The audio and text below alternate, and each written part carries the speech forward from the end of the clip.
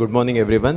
Like all subspecialties of orthopedics, in shoulder surgery also we have evolved from traditional open cuff and bankart repair to mini open, and slowly we have shifted to arthroscopic repairs. The goals of shoulder repair surgery being same: restoration of anatomy, biomechanics, to give a strong fixation on day one, promote healing, effectively improving the shoulder function. Arthroscopic shoulder repair has been ever challenging, and because it has got a steep learning curve. What's new in arthroscopic shoulder surgery? I think most importantly, the anesthesia techniques, which has made our life easy.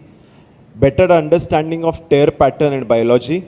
Most important revolution is implants and instrumentations, and better surgical technique or newer repair technique.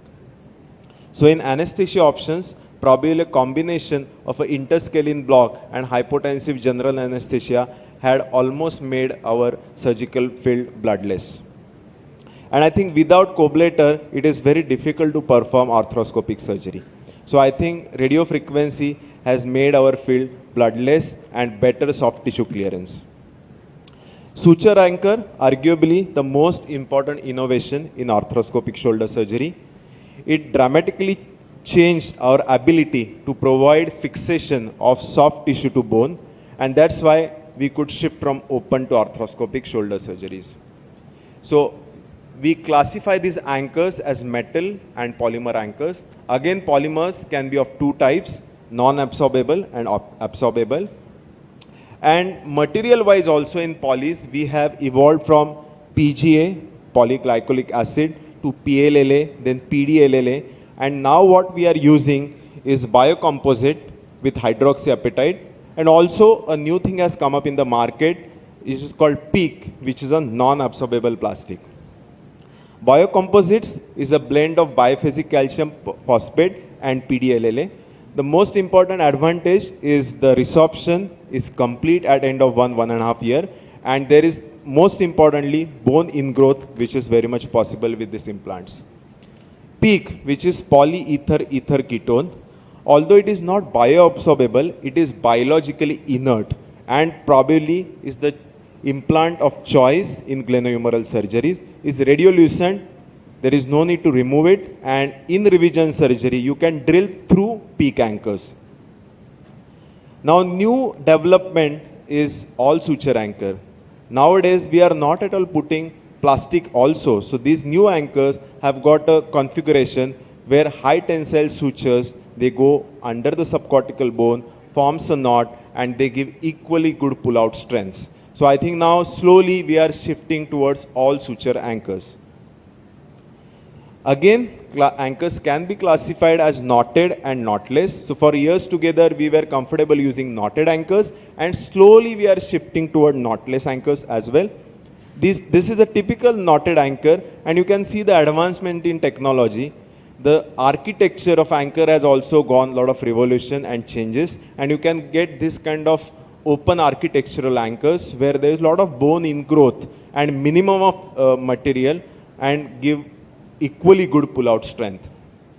Again, there are a lot of developments in the anchor eyelet design. You can see the first one is a conventional proximal posterior eyelet. Sometimes the proud eyelet could have been detrimental for cartilage damage, but nowadays we have eyelets in the body. Now we have unconventional eyelets, distal crossbar, proximal crossbar, and it can take up not only one, but 2 or 3 sutures also at one time. About repair techniques, I think this sort of knotted anchors or knotless anchors can be effectively used to do single row cuff repairs. Now we are using triple loaded anchors, which can give you Mason-Allen kind of configuration to give a sound fixation. With evolution, we could understand the anatomy of soft tissue attachment also well, and slowly we shifted from single row to double row to give a better footprint reconstruction. And initially we started with putting conventional knotted anchors in 2 rows, and now what we have shifted is to the double row trans-osseous equivalent repair, where we create a suture bridge which gives a good footprint coverage. Now what is knotless anchor? Knotless anchor is an anchor where you don't have to tie knot physically. So they have different mechanism.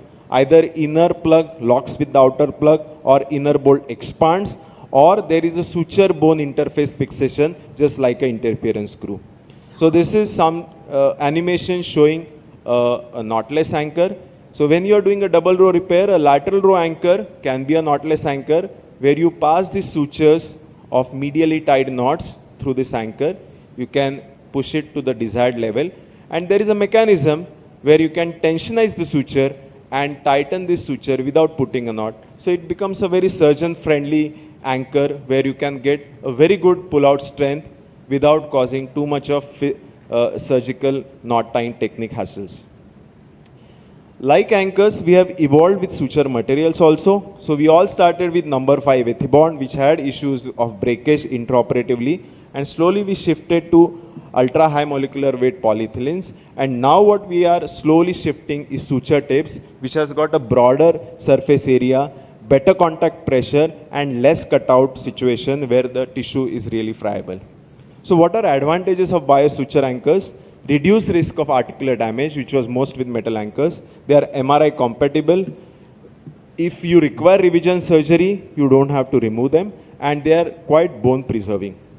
Of course, they do have their share of complication like loose body formation, synovitis, cyst formation, and sometimes they can cause chondral injuries if they are dislodged from its place. About suture passing devices also, we have progressed from simple suture passing devices to different angled suture passing retrievers, and also certain suture passing devices which in one go will take a bite at adequate depth and will retrieve the suture in one go. So it eases surgeon's effort to bite through soft tissue. So you can see this sort of a suture passing device where you go in, take a bite, and a flexible needle delivery system will take the suture out, and you can retrieve this suture in one go.